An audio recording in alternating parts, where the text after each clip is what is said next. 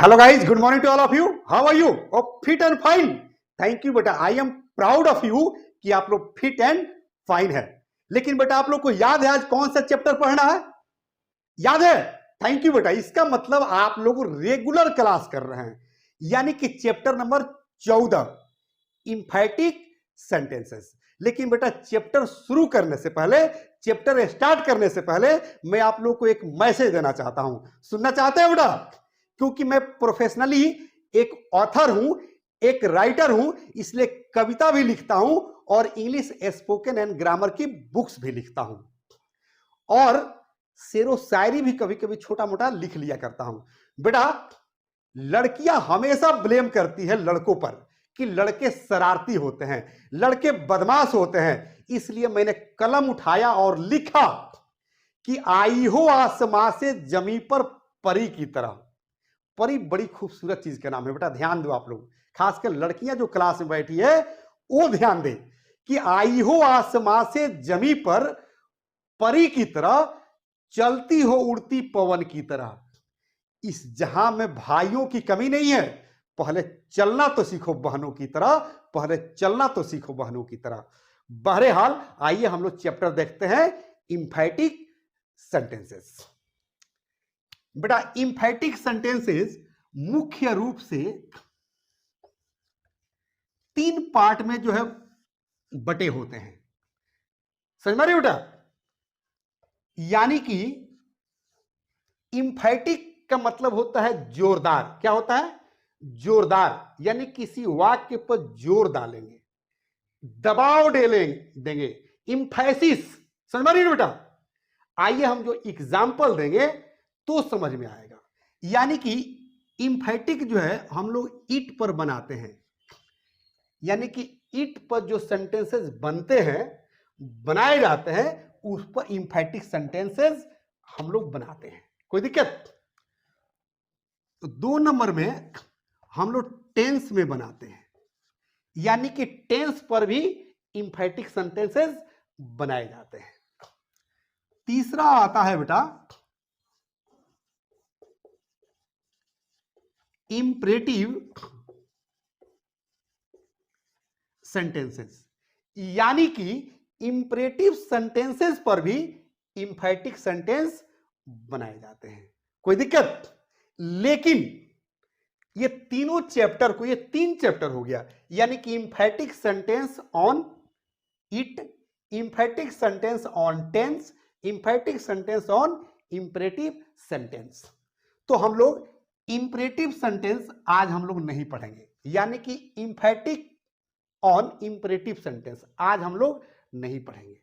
और इंफैटिक sentence on tense ये भी आज हम लोग नहीं पढ़ेंगे, यानी कि अगले दिन पढ़ेंगे. समझ में रही है ना?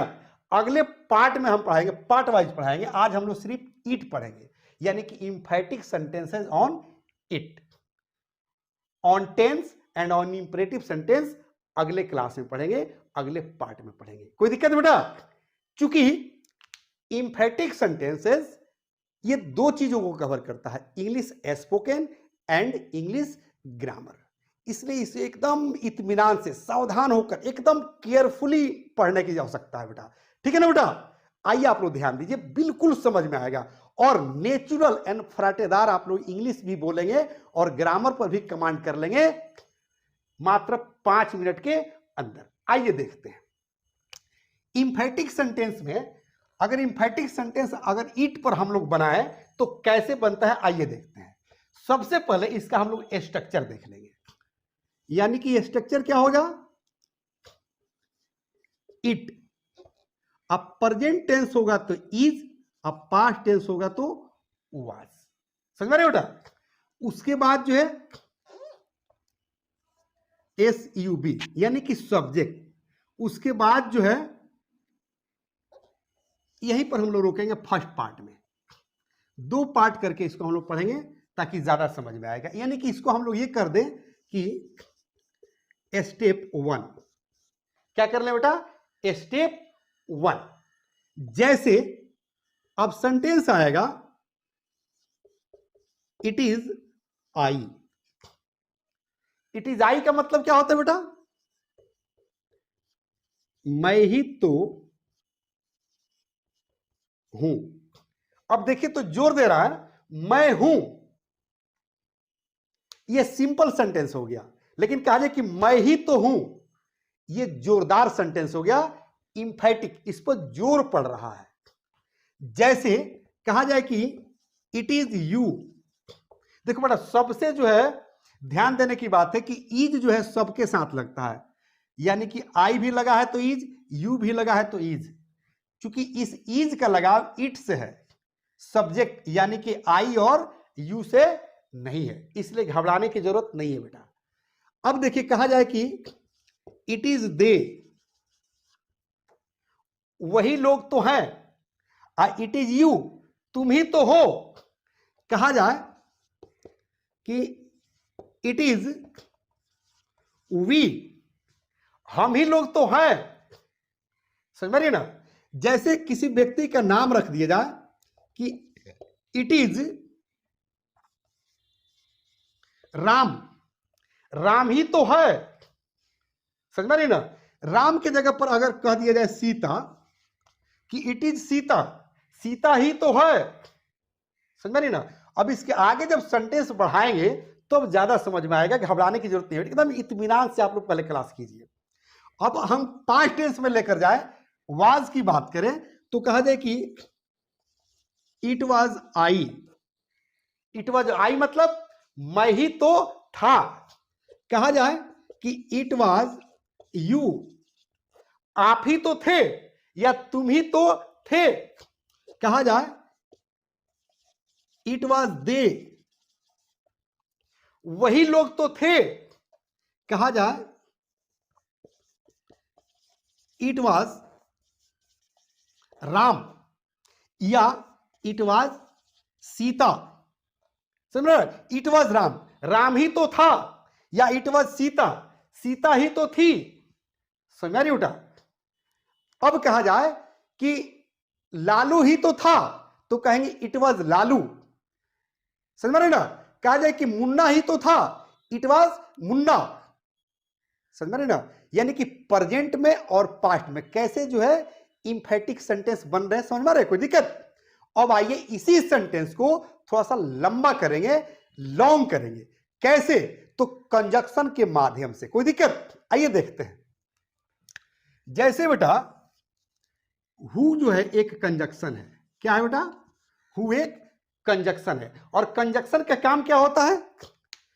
कंजक्शन का काम होता है कि दो शब्दों को जोड़ना, दो वाक्यों को जोड़ना, यानी कि दो शब्द को जोड़े, दो वाक्य को जोड़े, उसे हम कंजक्शन कहते हैं। समझ रहे ना? तो कंजक्शन का एक वर्ड होता है हु। जब हम कंजक्शन पढ़ाएंगे तो इसका डिटेल में अर्थ बताएंगे, डेफिनेशन के साथ बताएंगे कि कंजक्शन किसे कहते हैं और कंजक्शन कितने तरह के होते हैं। तो हम लोग कंजक्शन यानी कि पढ़ेंगे पार्ट्स ऑफ स्पीच में। यहां जो है एक वर्ड मैंने बता दिया कि हु जो है दो शब्द को जोड़ता है, दो वाक्य को जोड़ता है। आइए देखते हैं कैसे। कहा जाए कि यहां पर मैं ही तो हूं, अगर इसी को कह दिया जाए कि मैं ही तो संजीव हूं। समझ रही बेटा? मैं ही तो संजीव हूं। तो कैसे बनाएगा ये देखिए, पहले बनाए कि मैं ही तो हूं, कहेंगे इट इज आई। क्या बोलेंगे बेटा? It is I. अब इसको हु से जोड़ देंगे, हु, आई के साथ एम लगेगा ना बेटा, तो यहां पर हम कर देंगे हुएम संजीव। कोई दिक्कत? यानी कि इट इज आई हुएम संजीव, यानी कि हु से कोई मतलब नहीं है। यहां पर जो एम लग रहा है तो आई के अनुसार लग रहा है। यहां जो सब्जेक्ट होगा उसी सब्जेक्ट के अनुसार हु के बाद वर्ब आएगा। कोई दिक्कत? अब देखिए जैसे कहा जाए कि तुम ही तो राकेश हो, तो क्या कहेंगे? It is you who are Rakesh, यानी कि आ जो लगा ये यू के अनुसार लगा, हु से कोई मतलब नहीं है। हु सिर्फ जोड़ने का काम कर रहा है, यानी कि ये फर्स्ट पार्ट हुआ और ये सेकेंड पार्ट हुआ, इसको जो हु क्या कर रहा है, जोड़ रहा है, कंजेक्ट कर रहा है। कोई दिक्कत बेटा? आइए अगला सेंटेंस देखते हैं। जैसे कहा जाए, अभी टेंस के अनुसार यहां पर एक्जुअली वर्ब बदलते रहेगा बेटा। जैसे कहा जाए कि तुम ही तो मेरा कलम चुराए हो, समझ में आ रहे ना, तो कहेंगे कि it is you who have, चूंकि यू के साथ हैव लगता है, कहेंगे it is you who have stolen my pen. It is you who have stolen my pen.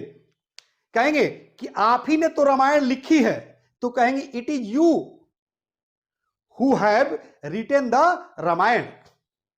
कहेंगे आप ही तो कल मेरी बेइज्जती किए थे, तो कहेंगे it is you who had insulted me yesterday. आइए देखते हैं, सेंटेंस लिख कर देखते हैं। जैसे कहेंगे कि it is you who had, यानी कि यू के अनुसार यहां हैड लग गया, it is you who had insulted me on Monday. करे कि it is you who had insulted me on Monday, आप ही तो सोमवार को मेरी बेइज्जती किए थे। समझ में रही ना, कोई दिक्कत? अब ये टेंस के अनुसार बदलते रहेगा, इसलिए घबराने के अनुसार जरूरत नहीं है, बिल्कुल जो है ध्यान देने की जरूरत है। समझ में आ जाएगा कि इंफैटिक सेंटेंस ईट पर कैसे बनाए जाते हैं, टेंस पर और इंपरेटिव सेंटेंस पर कैसे बनाए जाते हैं, ये अगले हम लोग क्लास में पढ़ेंगे, अगले पार्ट में पढ़ेंगे। आइए एक दो और एग्जाम्पल हम देते हैं। जैसे कहा जाए,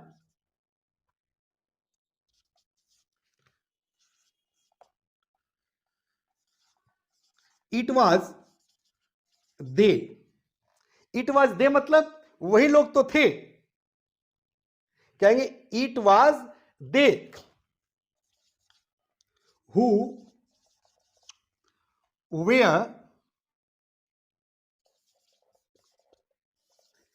टेकिंग टी। वही लोग तो चाय पी रहे थे, समझ में आ रहे ना। It was they who were taking tea, वही लोग तो चाय पी रहे थे, आप ही तो मुझे बुलाए थे। जैसे कहा जाए कि आप ही तो मुझे बुलाए थे, तो क्या कहेंगे, it is you who had called me. समझ में आ रहे ना, कहा जाए कि आप ही तो गाली दे रहे थे, तो कहेंगे it was you who were abusing. समझ में बेटा, थोड़ा सा ध्यान देने की जरूरत है कि ग्रामर कैसे सेट किया जाता है। समझ में बेटा, कोई दिक्कत? अगर नहीं दिक्कत तो आई थिंक अब आप लोग को यकीन हो गया होगा कि इंफैटिक सेंटेंस बिल्कुल आसान है, बिल्कुल हवा की तरह है। अगर कब, जब आप लोग रेगुलर मेरा क्लास करें तब। और इंफैटिक सेंटेंस नहीं बल्कि ग्रामर का हर चैप्टर आसान है, इंग्लिश स्पोकन का हर चैप्टर आसान है। इसीलिए तो हमारी ट्रस्ट नारा लगाती है कि अंग्रेजी सबको सिखाना है, रोजगार सबको दिलाना है, देश का मान बढ़ाना है। यही हमारा नारा है, बस यही हमारा नारा है। अगर British batch of communication channel की स्टडी पढ़ाई आपको समझ में आ रही हो तो मेरी आप सबसे रिक्वेस्ट है कि अधिक से अधिक लाइक कीजिए ताकि हम लोग का हौसला बुलंद हो, और अधिक से अधिक शेयर कीजिए ताकि अधिक से अधिक लोगों को, अधिक से अधिक बच्चों को इससे बेनिफिट हो सके, लाभ हो सके। क्योंकि हम लोग हर बच्चे को इंग्लिश सिखाना चाहते हैं, हर एज ग्रुप के बच्चों को इंग्लिश सिखाना चाहते हैं, हर एज ग्रुप के लोगों को इंग्लिश सिखाना चाहते हैं, क्योंकि आज हर जरूरत के लिए जरूरी है इंग्लिश। अगर अंग्रेजी नहीं जानते हैं तो आप उसी तरह से तड़पेंगे जिस तरह से पानी के बाहर मछली तड़पती है। और अगर इंग्लिश जान गए तो समझ लीजिए कि आप पूरी दुनिया का शेयर कर सकते हैं, पूरी दुनिया की दरवाजा आपके लिए खुल जाएगी, कहीं भी जॉब पा सकते हैं, सर्विस पा सकते हैं। इसी एडवाइस के साथ मेरा फिर एक बार रिक्वेस्ट करूंगा कि सब्सक्राइब भी अधिक से अधिक कीजिए। ताकि हम लोग का हौसला बुलंद हो। और यहीं पर मैं लूंगा एक छोटा सा ब्रेक। जय हिंद, जय भारत।